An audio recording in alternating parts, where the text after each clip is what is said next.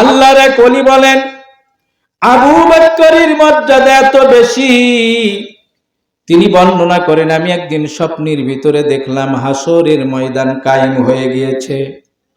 সমস্ত নবী রাসূলেরা হাসরের ময়দানে উপস্থিত হয়েছেন। একটা দাড়ি পাল্লা নিয়ে আসা হলো, মিজান নিয়ে আসা হলো।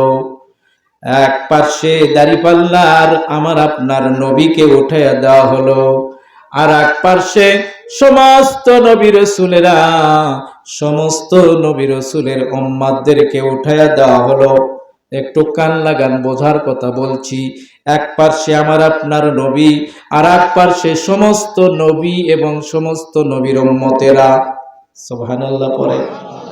হযরতে জিবরাইল উপরের দিকে দাড়ি পাল্লা টান মারলেন, দেখা গেল সমস্ত নবীরা এক পাল্লায়, সমস্ত নবীর উম্মতেরা এক পাল্লায়, আমার আপনার নবী এক পাল্লায়। সমস্ত নবী এবং নবীদের উম্মতের চাইতে আমার আপনার নবীর পাল্লা ভারী হয়ে গেছে। আল্লাহর বান্দা বলেন, আমি স্বপ্নের ভিতরে পরে দেখলাম নবীজির দাড়ি পাল্লা থেকে নবীজিকে নামায়া দেওয়া হলো, অপর পাল্লা থেকে অন্যান্য নবীদেরকে নামায়া দেওয়া হলো। এই পাল্লা থেকে আবু বকরকে নিয়ে এসে আমার আপনার নবীর পাল্লায় দিয়ে দেওয়া হলো। এক পাল্লায় আবু বকর, আর এক পাল্লায় সমস্ত নবীর উম্মতেরা। আল্লাহর ওলি বলেন, উপরের দিকে মিজান টান দেওয়া হলো, সমস্ত নবীর উম্মতেরা এক পাল্লায়, আবু বকর এক পাল্লায়। আবু বকরের পাল্লা সমস্ত নবীর উম্মতের পাল্লার চাইতে ভারী হয়ে গেছে। কারণ কি?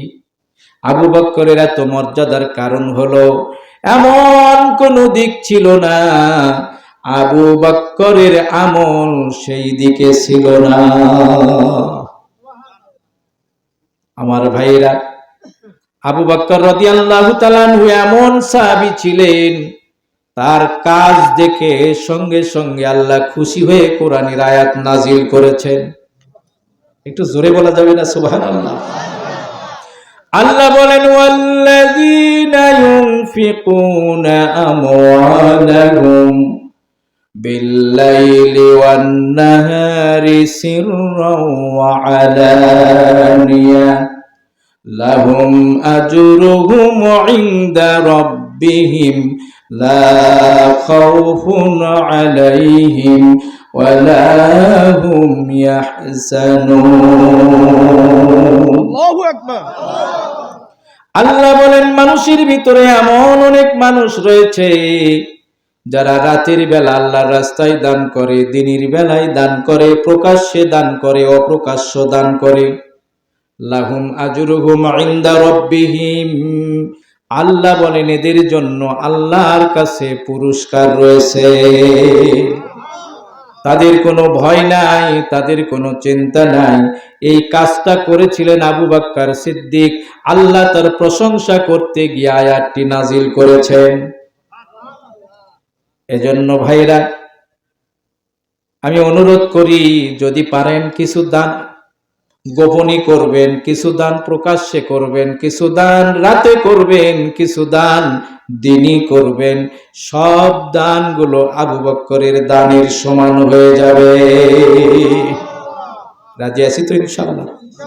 আমরা অনেকে ফতোয়া দেই যে হুজুর প্রকাশ্যে তো দান করা যাবে না, মানুষ দেখা দান হয়ে যায় না। অনেক সময় প্রকাশ্যে দান করা জরুরি হয়ে যায়। সুবহানাল্লাহ পড়ে।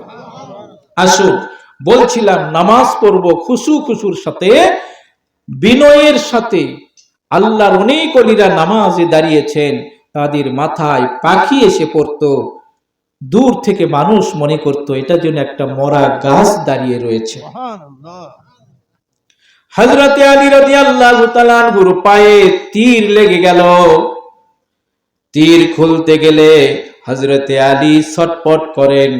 নবীজি বললেন, আলী নামাজে দাঁড়া, তারপরে তোমরা তীর খোলো। তীর তোমরা খুলবে, রক্ত স্ফুলিঙ্গ বের হবে, কিন্তু আমার আলী সামান্যতম টের পাবে না। এটা ছিল তাদের নামাজ।